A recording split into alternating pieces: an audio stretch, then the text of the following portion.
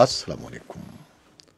पाकिस्तान में इस वक्त शाम के 7, भारत में 7:30 और यहाँ हमारे स्टूडियोज़ की घड़ियों में सुबह के 10 बज रहे हैं। वॉइस ऑफ अमेरिका वाशिंगटन की उर्दू सर्विस से हमारी बाकायदा नशरियात का आगाज़ होता है। पहले घंटे के लिए मैं हूँ आपका मेज़बान खालिद हमीद। जैसा कि आप देख रहे हैं, फेसबुक लाइव पर हम आपके सामने हैं और वेबसाइट और रेडियो पर हमारा ये 1 घंटे का न्यूज़ शो जारी रहेगा। तो आगाज़ करते हैं पहले आज की अहम खबरों की सुर्खियों से। पाकिस्तान और भारत के दरमियान चलने वाली समझौता एक्सप्रेस को पेश आने वाले सानहे के मुतासरीन ने भारतीय हुकूमत के खिलाफ लाहौर में मुजाहरा किया है। पाकिस्तान और यूरोपीय यूनियन के दरमियान एक नए स्ट्रेटेजिक शराकत दारी के मंसूबे पर इत्तेफाक हो गया है, जिसके नतीजे में दोतरफा तिजारत, सरमायाकारी और तवानाई के शोबे में देरपा ताउन और मुख्तलिफ शोबों में शराकत दारी को मजबूत किया जाएगा। कराची की इंसदाद दहशतगर्दी अदालत ने कबायली नौजवान नकीबुल्लाह कत्ल केस में साबिक SSP राव अनवार समेत तमाम मुल्जिमान पर फर्द जुर्म आयद कर दी है और वज़ीर आला सिंध मुराद अली शाह कौमी एहतसाब ब्यूरो में पेश हो गए हैं। अमरीका के नुमाइंदे खुसूसी बराए अफगान मुफाहमत ज़ालिम खलीलज़ाद ने गुज़श्ता रोज़ वाशिंगटन में अपने रूसी और चीनी हम मनसबों से मुलाकात में अफगान अमन अमल के बारे में तबादला ख्याल किया है। अक़वाम मुत्तहिदा ने पीर के रोज़ तस्दीक की है कि शिमाली अफ़गानिस्तान में हालिया अमरीकी फ़ौजी फ़ज़ाई हमले में कम अज़ कम 13 शहरी हलाक हुए हैं, जिनमें 10 बच्चे शामिल हैं।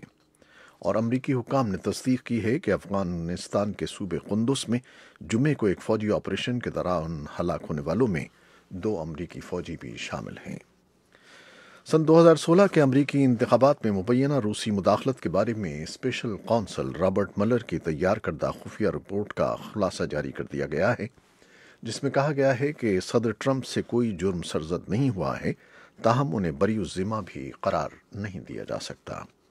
और न्यूजीलैंड की वज़ीर आज़म जेसिंडा ऑर्डर्न ने क्राइस्ट चर्च की मसाजिद पर होने वाले हमले की आला सतह पर तहक़ीक़ात के लिए रॉयल कमीशन बनाने का ऐलान किया है। ये थी शह सुर्खियाँ, तफसील कुछ देर के बाद।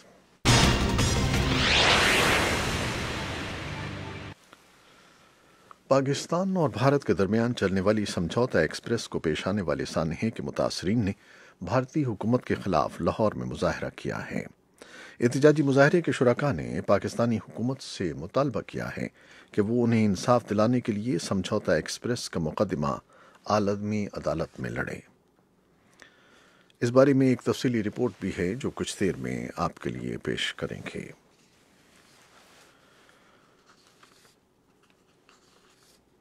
और अमरीका के नुमाइंदे खुसूसी बराए अफगान मुफाहमत ज़ालिम खलीलज़ाद ने गुज़श्ता हफ्ते वाशिंगटन में अपने रूसी और चीनी हम मनसब से मुलाकात में अफगान अमन अमल के बारे में तबादला ख्याल किया है।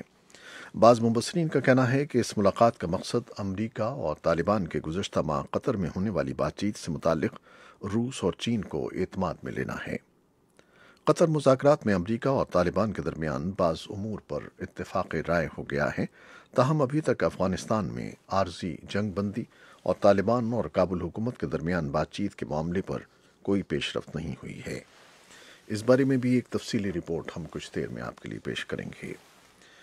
अक़वाम मुत्तहिदा ने पीर के रोज़ तस्दीक की है कि शिमाली अफ़गानिस्तान में हालिया अमरीकी फ़ौजी फ़ज़ाई हमले में कम अज़ कम 13 शहरी हलाक हुए हैं, जिनमें 10 बच्चे शामिल हैं। ये मौलिक हमला हफ्ते के सुबह शोरिश ज़दा कुंदुस सूबे के दारुल हुकूमत के नज़दीक हुआ, जहाँ अफ़गान और अमरीकी फोर्सेस तालिबान बागियों के खिलाफ मुश्तरका ऑपरेशन कर रही हैं।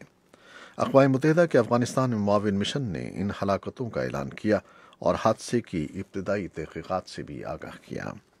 मिशन ने अपनी तशवीश का इजहार करते हुए कहा कि इब्तदाई हक़ाइक़ से पता चला है कि हमले में हलाक होने वाले 10 बच्चे उसी एक ख़ानदान से ताल्लुक़ रखते हैं जो लड़ाई के बाइस बेघर हो गए हैं। यूनेमा ने फ़रीक़ैन पर जोर दिया है कि वो अपने तौर पर हादसे की तहक़ीक़ात करवाएं और शहरियों को नुकसान से बचाने के लिए हिफाजती इक़दामात करें। उधर अमरीकी हुक्काम ने तस्दीक की है कि अफ़गानिस्तान के सूबे कुंदुस में जुम्मे को एक फ़ौजी ऑपरेशन के दौरान हलाक होने वालों में 2 अमरीकी फ़ौजी भी शामिल हैं।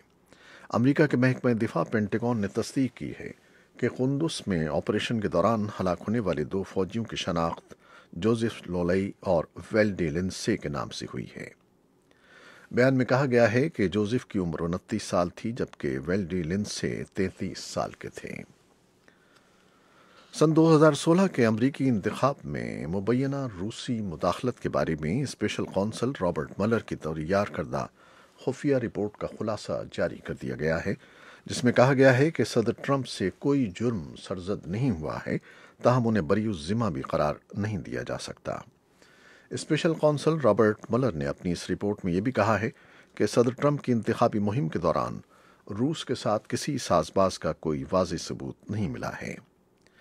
اٹارنی جنرل ولیم برر نے یہ رپورٹ جاری کرتے ہوئے کہا ہے کہ اس رپورٹ میں صدر ٹرمپ کی طرف سے منصب صدارت سنبھالنے کے بعد انصاف کی راہ میں رکاوٹ ڈالنے کے سلسلے میں کوئی واضح ثبوت فراہم نہیں کیا گیا۔ تاہم رپورٹ میں نہ تو انہیں قصوروار قرار دیا گیا ہے اور نہ ہی انہیں مکمل طور پر بری الذمہ قرار دیا گیا ہے۔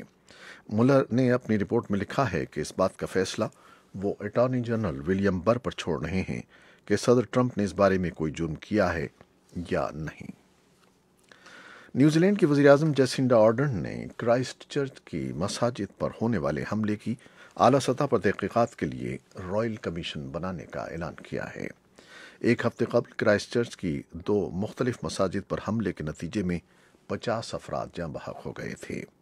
نیوزی لینڈ کی وزیراعظم جیسنڈا آرڈرن کا کہنا ہے کہ رائل کمیشن سنگین ترین واقعے کی تحقیقات کے لیے تشکیل دیا جاتا ہے اور کرائسٹ چرچ حملہ بھی سنگین ترین واقعات میں سے ایک ہے۔ اسرائیل کے وزیراعظم بنیامن نیتن یاہو پیر کے روز صدر ڈونلڈ ٹرمپ سے ملاقات کے فوراً بعد وطن واپس جا رہے ہیں۔ غزہ کی پٹی پر راکٹ حملے کے رد عمل میں انہوں نے اپنا دورہ مختصر کر دیا ہے۔ نیتن یاہو نے منگل کے روز وائٹ ہاؤس میں ایک عشائیے میں شرکت کرنا تھی اور امریکی اسرائیلی پبلک افیئرز کمیٹی سے خطاب کرنا تھا، جو یہودی ریاست کے لیے لابنگ کرنے والا سب سے بڑا امریکی گروپ ہے۔ تل ابیب کے شمال مشرق میں ایک گھر پر راکٹ حملے میں 7 افراد زخمی ہو گئے ہیں۔ اسرائیلی فوج نے عسکریت پسند گروپ حماس پر حملے کا الزام لگایا ہے اور کہا ہے کہ وہ جواب میں غزہ کی سرحد پر تازہ فوجی دستے بھیج رہا ہے۔